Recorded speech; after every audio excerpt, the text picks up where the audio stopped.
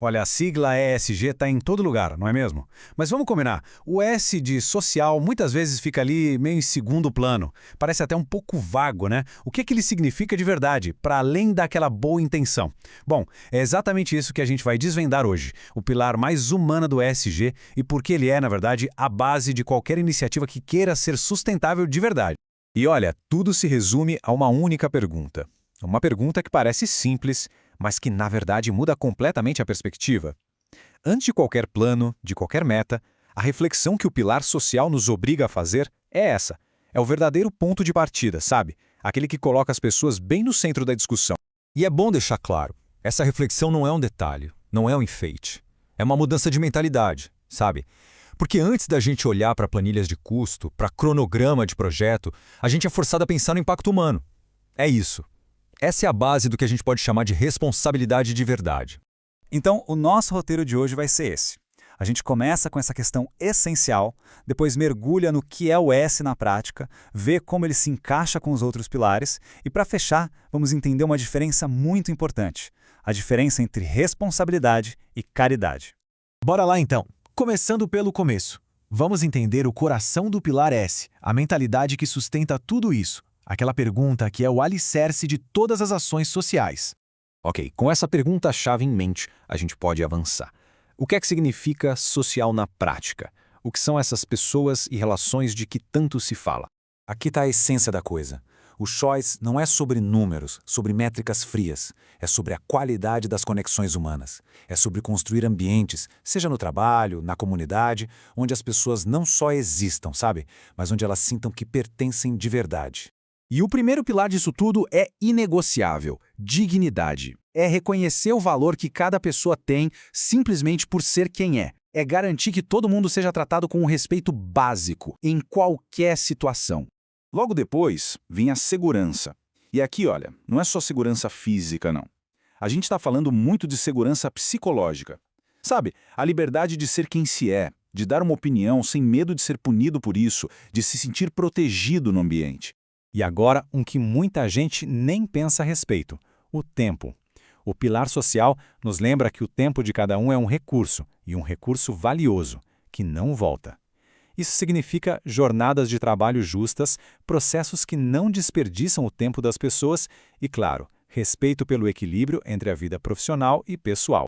E por fim, oportunidades. Porque, não adianta nada ter dignidade e segurança se não existem caminhos para crescer. O pilar social busca justamente criar um jogo mais justo para todo mundo. Então, olha só, dignidade, segurança, tempo e oportunidades. Esses são os alicerces. E esses alicerces, eles se transformam em coisas bem práticas. Oportunidade vira acesso à educação. Dignidade vira respeito, vira inclusão. Segurança vira o direito de viver sem humilhação, sem exclusão. Percebe? Não são só palavras bonitas. São os resultados concretos de um pilar social que funciona.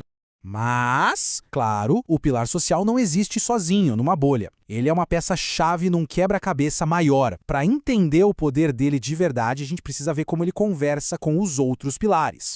Pensa assim, como se fosse uma orquestra. A governança é a partitura, as regras do jogo.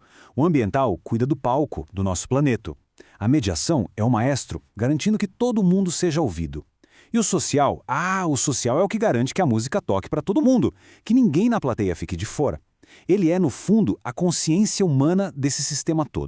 Beleza, a teoria está clara, mas e na prática? Como isso tudo funciona no mundo real? Vamos sair um pouco do conceito e ver como o pilar social aparece no nosso dia a dia. Porque, no fim do dia, a pergunta que realmente importa é essa, não é? Como é que essas ideias todas saem do papel e viram ações concretas? Coisas que a gente pode ver e sentir. E as respostas são bem mais pé no chão do que a gente imagina. É cuidar de verdade dos trabalhadores, das suas famílias, da comunidade em volta. É ter um olhar atento para quem está mais vulnerável. É criar um espaço seguro para as pessoas falarem, apontarem problemas sem medo.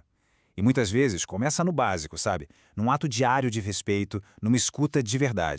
E no final das contas, todas essas pequenas e grandes ações constroem uma única coisa, que essa imagem representa muito bem: confiança. O pilar social é isso, é a construção da confiança no longo prazo. E sem confiança, vamos ser sinceros, qualquer projeto, por melhor que seja a intenção, acaba ruindo. E isso nos leva para o nosso último ponto, que é uma distinção que, olha, muda tudo. A gente precisa separar o que é responsabilidade social do que é caridade. Isso não é só um detalhe no nome, é uma mudança completa de mentalidade. Dá uma olhada nesse contraste, é muito claro. Caridade geralmente é algo pontual, uma campanha que tem data para começar e acabar. Já responsabilidade social é uma rotina, algo que faz parte do dia a dia. Enquanto uma dá uma ajuda temporária, a outra busca resolver as causas da desigualdade, de forma contínua. A palavra aqui é consistência. É exatamente esse o ponto. A responsabilidade social é o que transforma a boa intenção em cuidado de verdade, em ação concreta. Ela tira a gente do campo do sentir-se bem por ajudar e nos leva para o campo do fazer o bem de um jeito planejado, que dura. E o mais interessante é que esse princípio se aplica em todos os níveis. A mesma lógica vale para uma decisão dentro de casa, na gestão de uma empresa, na organização de uma comunidade e até na criação de políticas públicas. O princípio é o mesmo. O que muda é só a escala. E assim, a gente volta exatamente para o ponto de partida. Porque no final das contas, entender o S de social é só isso. Criar o hábito de se fazer essa pergunta em tudo. Numa decisão pequena do dia a dia ou numa grande estratégia de negócios, a pergunta é sempre a mesma. E ela deveria ecoar como um guia. Quem será impactado por isso?